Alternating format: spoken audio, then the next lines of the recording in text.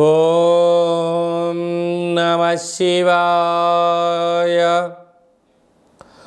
ఓం నమో నారాయణాయ. నరదృష్టి నివారణ, కర్మ నివారణ, సంచిత కర్మ, ప్రారబ్ధ కర్మ, ఆగమిక కర్మ నివారణ, సంపూర్ణ సకల ఐశ్వర్య తులాభార కాళభైరవాయ నమో నమః.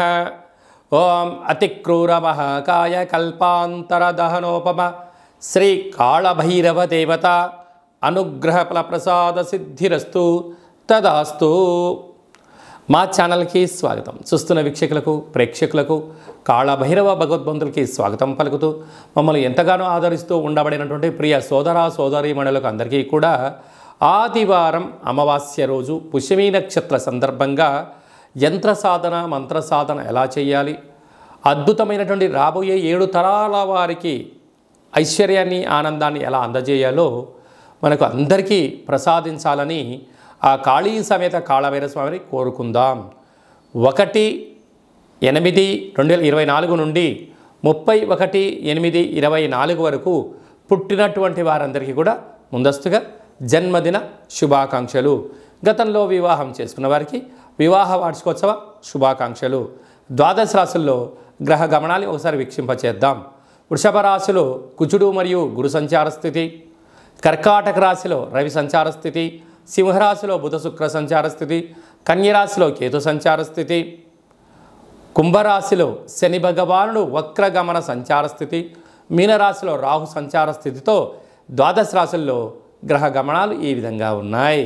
కర్కాటక రాశి వారికి ఒకవైపు అష్టమస్థాన శని, మరొక వైపు ఆదివారం అమావాస్య పుష్యమీ నక్షత్ర సందర్భంగా ఆ పుష్యమీ నక్షత్రం కర్కాటక రాశిలో ఉండడం, కర్కాటక రాశిలోని రవి సంచారం చేయడం వలన ఎలాంటి ఉపయోగాలు, భగవంతుడి ఆశీస్సులు ఎలా పొందాలో ఈ వీడియోలో సవివరంగా సంపూర్ణంగా తెలుసుకుందాం. కర్కాటక రాశిలో ఏ నక్షత్రాలు వస్తాయనగా పునర్వసు నక్షత్రంలో చివరి పాదం 4వ పాదము, పుష్యమీ నక్షత్రంలోని 4 పాదాలు, ఆశ్లేష నక్షత్రంలోని 4 పాదాలు కలిపితే కర్కాటక రాశి. చాలామందికి పుట్టినటువంటి కాల సమయంలో డేటా ఆఫ్ బర్త్లో లేనటువంటి కారణం వలన పేరు యొక్క మొదటి అక్షరాన్ని అనుసరిస్తూ రాశిని తెలుసుకునే ప్రయత్నం చేద్దాం. హీ, హూ, హే, హో, డా, డి, డు, డే, డో అక్షరాల వారందరూ కూడా కర్కాటక రాశి జాతకులే. కర్కాటక రాశి అధిపతి చంద్ర భగవానుడు. రాశిలోనే రవి సంచారం, రాశిలోనే పుష్యమీ నక్షత్రం సంచారం చేయడం, ఒకవైపు అష్టమస్థాన శని, శని భగవానుడు కుంభరాశిలో జలరాశిలో వక్రగమనంలో ఉండడం, ఈ ఆదివారం అమావాస్య పుష్యమీ నక్షత్ర సందర్భంగా ఉండబడే వారందరూ కూడా మీరు వ్యవసాయ క్షేత్రాల్లో కానీ పొలాల్లో కానీ తెల్ల జిల్లెడి యొక్క వృక్షాలు చాలా కనపడుతూ ఉంటాయి.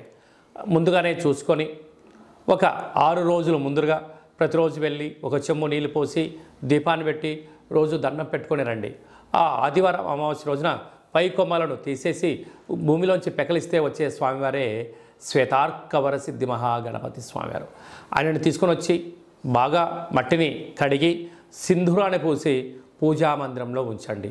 అద్భుతమైనటువంటి ఆనందకరమైన విశేషమైనటువంటి ఆ సాక్షాత్క వరసిద్ధి గణపతి స్వామికి ఆశీస్సులు కలిగి ఆనందం, అదృష్టం రాబోయే కాలమంతా సువర్ణ యుగం అని చెప్పి గమనించాలి.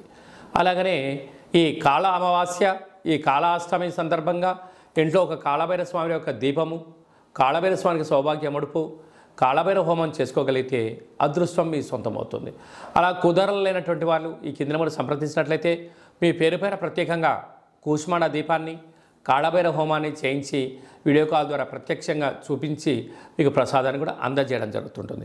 అలాగనే 2వ స్థానంలో బుధ శుక్ర సంచార స్థితి, తృతీయంలో కేతు సంచార స్థితి, అష్టమంలో శని సంచార స్థితి, భాగ్యంలో రాహు సంచార స్థితి, లాభంలో కుజగురు సంచార స్థితి కారణం వలన స్థిరాస్తులు, చరాస్తులు మీ సొంతం కాబోతున్నాయి. కనుక ఈ అష్టమి రోజున, ఈ అమావాస్య రోజున దూర వాయు జల ప్రయాణాలు పెట్టుకోవద్దు. ప్రమాదాలు పొంచి ఉన్నాయి, జలగండాలు ఉన్నాయి. పవర్తో, మ్యాగ్నెట్తో, ఆయుధాలతో దయచేసి చెలగాటం ఆడవద్దు. అలాగా స్వయం వృత్తులు, సేవా రంగాలు, వ్యాపారాలు, రియల్ ఎస్టేట్ రంగాలు, హోటల్ వ్యాపారాలు, సాఫ్ట్వేర్, హార్డ్వేర్ ఉద్యోగస్తులు, వ్యవసాయ సోదరీమణులు, గృహ భవన నిర్మాణ కార్యక్రమం చేసేవారు, అనేక రంగాల వారికి మంచి కాలం ఉంది. జాగ్రత్తగా దీపం ఉండగానే ఇల్లు చక్కబెట్టుకోండి. రాబోయే భవిష్యత్ అంతా కర్కాటక రాశి వారిదే అని చెప్పి గమనించాలి.